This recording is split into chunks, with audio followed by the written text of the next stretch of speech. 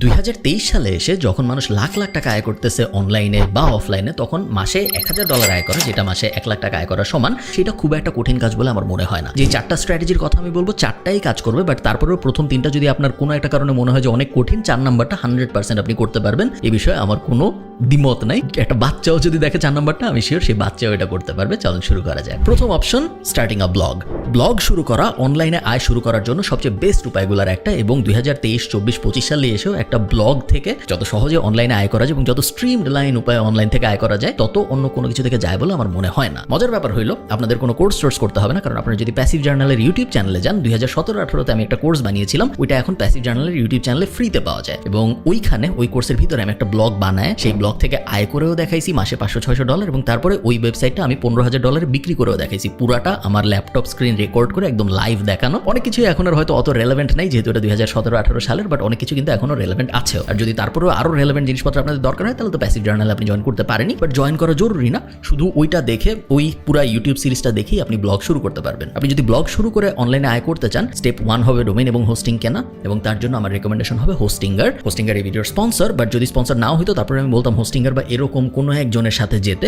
তার কারণ আমি এই ইউটিউব চ্যানেলে একটা ভিডিও আছে আমার 30 মিনিটের ওয়েবসাইট বানানোর, যেখানে আমি হোস্টিঙ্গার ব্যবহার করে একটা ওয়েবসাইট বানায় আপনাদের দেখাইছি। রেকমেন্ড করার কারণ হলো, হোস্টিঙ্গার দুনিয়ার সবচেয়ে সেরা হোস্টিং কোম্পানি এরকম না ব্যাপারটা, বাট 10,000 যেহেতু আমাদের বাজেট, 10,000 টাকার পুরো টাকাটাই আমরা ওয়েবসাইটের ডোমেইন এবং হোস্টিং কেনার পেছনে খরচ করতে চাই না, কারণ সামনে আমাদের লোগো লাগবে, ওয়েবসাইটের সামনে আমাদের ওয়েবসাইটে কন্টেন্ট লাগবে, ওগুলোর জন্য একটু টাকা রাখা উচিত। খুব কম দামে ডোমেইন এবং হোস্টিং কেনার জন্য হোস্টিঙ্গারের থেকে ভালো স্ট্যান্ডার্ড সলিউশন আসলে নাই। তার কারণ হোস্টিঙ্গার থেকে যখন আপনি হোস্টিং কিনেন, আপনি অলরেডি একটা ডোমেইন ফ্রি পান, ডোমেইন আলাদা কিনতে হয় না, এবং হোস্টিঙ্গার দিয়ে যেহেতু আমি অলরেডি কিভাবে একটা ওয়েবসাইট দাঁড় করাইতে হয় 30 মিনিটের কম সময়ে, এটা আমার ইউটিউব চ্যানেলে রেকর্ড করে দেখাইছি। তো ওই ভিডিওটা আপনি রেফারেন্স হিসেবে ইউজ করতে পারেন, এবং খুব সহজে ওইটা ব্যবহার করে আপনার এন্ডে আপনি ব্লগ দাঁড় করায় ফেলতে পারেন। খুব আহামরি কোনো কোর্স বা কোনো টিউটোরিয়াল এমন কোনো কিছু দরকার হবে না। ওয়েবসাইট আমি বানায় ফেললাম, ব্লগ আমি বানায় ফেললাম, স্টেপ 1 শেষ। স্টেপ 2 হইলো, এখন এই ব্লগের ভিতরে আমি কন্টেন্ট দেওয়া শুরু করব। কন্টেন্ট দেওয়া শুরু করলাম, এবং কন্টেন্ট দেওয়া শুরু করলে প্রথম দিকে খুব বেশি আহামরি কিছু হবে বলে মনে হয় না। প্রত্যেকটা ব্লগের একটা ট্র্যাজেক্টরি থাকে, এভাবে শুরু হয় এবং তারপর আস্তে আস্তে এক্সপোনেনশিয়ালি গ্রো করে। প্রথম 6-7 মাস তেমন কোনো আহামরি গ্রোথ আপনি দেখবেন না। 7 নম্বর 8 নম্বর মাসে যে আস্তে আস্তে ট্রাফিক আসা শুরু হবে, 12তম 11তম মাসে যে আপনি প্রথম আয়ের দেখা পাবেন বলে আমার মনে হয়, এবং যেটা আমি আমার নিজের এবং আমার হাজার হাজার স্টুডেন্টের সাথে হতে দেখেছি। আপনি যদি হোস্টিঙ্গার ইউজ করতে চান, ডেসক্রিপশনে লিঙ্ক দেওয়া থাকবে উপরে নিচে, যেখান থেকে ইচ্ছা আপনি ওই লিঙ্কে যেয়ে আপনি যদি আমার ডিসকাউন্ট কুপনটা ইউজ করেন, তাহলে একটা ডিসকাউন্ট সহ হোস্টিঙ্গার ব্যবহার করতে পারবেন। চলুন সেকেন্ড উপায়ে যাওয়া যাক। সেকেন্ড উপায় হলো starting an e-commerce business with a B2C angle. মানেটা কি? আমার এই ইউটিউব চ্যানেলে যদি আপনি একটু পিছনে ঘাটেন, আপনি দেখবেন আমার একটা ভিডিও ছিল যেখানে আমি 7 দিনে 50,000 টাকার একটা ব্যবসা একদম লাইভ দাঁড় করায় আপনাদের দেখাইছিলাম। কিছুই করি নেই, একটা সিম্পল আইডিয়া খুঁজে বের করছি, যেটা একটা ইউনিক ব্যাপার ছিল, যেটায় B2C মার্কেটিং করা সহজ। আপনার ওরকম একটা সিম্পল আইডিয়া খুঁজে বের করতে হবে, যেটার উপরে B2C বিজনেস টু কাস্টমারে মার্কেটিং করা যায়, এবং এই মার্কেটিংটা আপনি করবেন ফেসবুক অ্যাড দিয়ে। ফেসবুক অ্যাড কিভাবে শিখবো?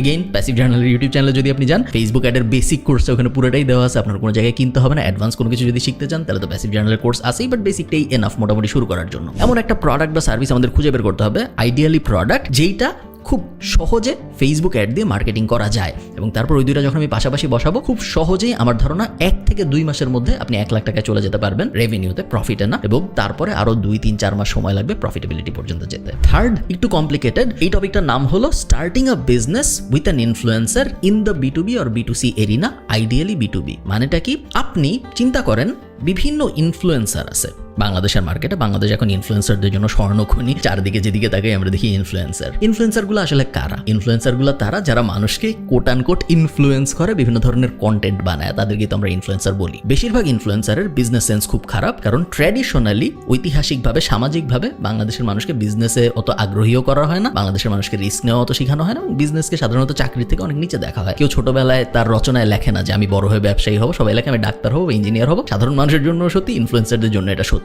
এই ইনফ্লুয়েন্সারগুলা মনে করে তাদের আয়ের মেইন উপায় হইল ইউটিউবের অ্যাড, ফেসবুকের অ্যাড, এবং কোনো ব্র্যান্ডরা যখন তাদের স্পন্সর করবে তারা। বাট তারা এটা বুঝে না যে ইনফ্লুয়েন্সারদের আয়ের সবচেয়ে বড় উপায় হলো নিজেদের প্রোডাক্ট বা সার্ভিস বানানো। অ্যাজ অ্যান এন্টারপ্রেনার আপনি এই জিনিসটা বুঝেন। আপনি চিন্তা করেন, আমার যদি নিজেদের এমন প্রোডাক্ট না থাকতো, ধরেন ফর্মাল ফ্রাইডে বা আমাদের কোর্স, এই ধরনের জিনিসপত্র যদি আমাদের না থাকতো যেগুলো আমরা সরাসরি আমাদের সাবস্ক্রাইবারদের কাছে অফার করতে পারতেছি, তাহলে কি আমাদের রেভিনিউ এত উপরে যেত? যদি আমি আমার ইউটিউব চ্যানেলটা, আমার ফেসবুক চ্যানেলটা একটা বিজনেস হিসেবে চিন্তা করি, যেত না। সেম জিনিস অন্যান্য ক্রিয়েটরদের সাথেও করা সম্ভব। আপনার খুঁজে বের করতে হবে ওই ক্রিয়েটরের জন্য কোন প্রোডাক্ট বা সার্ভিসটা সবচেয়ে ভালোভাবে ফিট হয়। বেসিক চিন্তা ভাবনা করবেন না যে আচ্ছা ওই ইউটিউবারকে আমি বলি আমি উনার হয়ে টি শার্ট বেচবো বা উনার জন্য আমি মার্চ বানাবো। এগুলো বেসিক চিন্তা ভাবনা। আমি চাই আপনি অ্যাডভান্স চিন্তা ভাবনা করেন। ওই ইউটিউবারকে ভালোভাবে স্টাডি করেন, ওই ইনফ্লুয়েন্সারকে ভালোভাবে স্টাডি করেন, কমেন্ট পড়েন, তাদের হিস্ট্রি দেখেন তাদেরকে আসলে কি ধরনের মানুষজন দেখে।